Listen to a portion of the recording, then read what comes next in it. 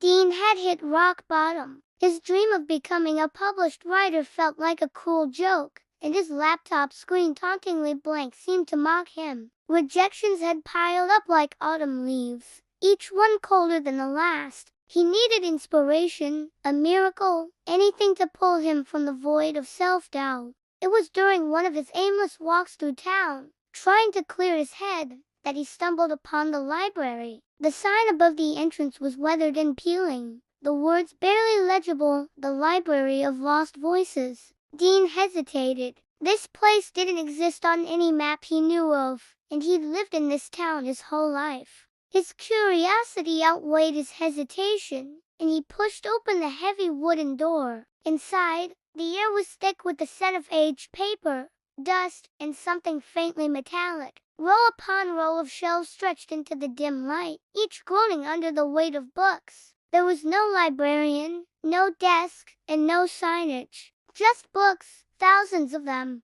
Dean ran his fingers along the spines. None of the titles were familiar. He pulled one at random, flipping to the first page. The name of the author caught his attention, Jonathan P. Harris. The name meant nothing to him, but what struck him was the opening line of the preface to my readers. Though there may never be any, these are the words I was never able to share with the world.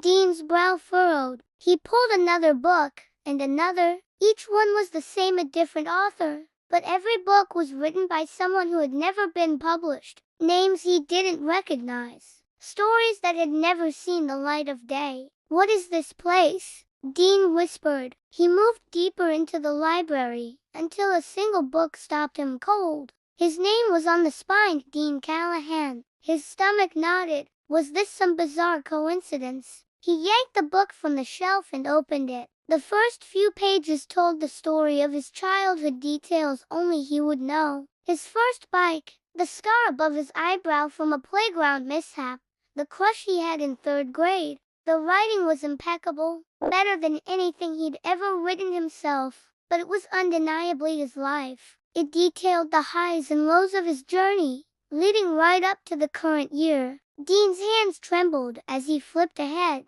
The book wasn't finished. The last few chapters described moments he hadn't yet lived, events that left his heart pounding and his mouth dry.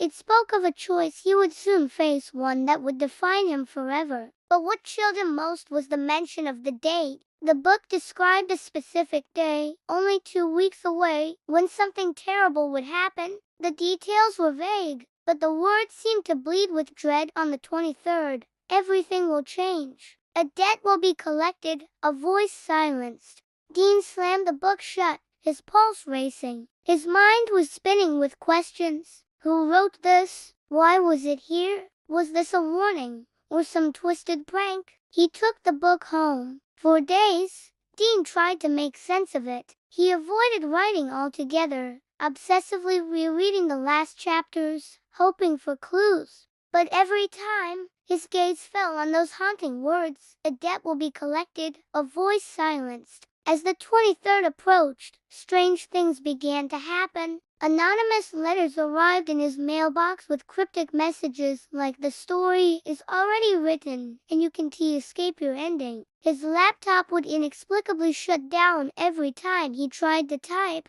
and at night, he swore he heard whispers, soft, hushed voices coming from the book itself. The night before the 23rd, Dean returned to the library. It was closed, the door locked tight. He banged on it, shouting into the silent street, but no one answered. Desperate, he slumped to the ground, clutching the book to his chest. The whispers grew louder, as if mocking him. "You're not real," he screamed. "This isn't real." When the 23rd finally came, Dean stayed locked in his apartment, terrified to step outside. Every sound, every creak of the floorboards, every distant siren set his nerves on edge. The hours dragged by until, finally, night fell. Nothing happened. Dean let out a breath he hadn't realized he'd been holding. Maybe it was all in his head. Maybe this was just some elaborate trick of fate. But then the power went out. His apartment plunged into darkness. The book, sitting on his coffee table, began to glow faintly. Dean approached it cautiously, his heartbeat thunderous. As he reached out, the pages flipped open on their own, stopping on the final chapter. The words had changed. You came back here because you thought you could change the story, but the story changes you. The debt is paid, and the voice is yours. The whispers erupted into a deafening roar, pulling Dean into the book. The world around him dissolved, replaced by an endless void filled with shelves and books, just like the library. Dean Callahan was gone. Weeks later, a new book appeared on the shelf at the Library of Lost Voices. Its title, The Debt of Dean Callahan. The pages chronicled the life of a struggling writer who was consumed by his own story, joining the countless authors who had never been published. And somewhere, buried deep in those rows, another book began to write itself, waiting for its next reader to find it.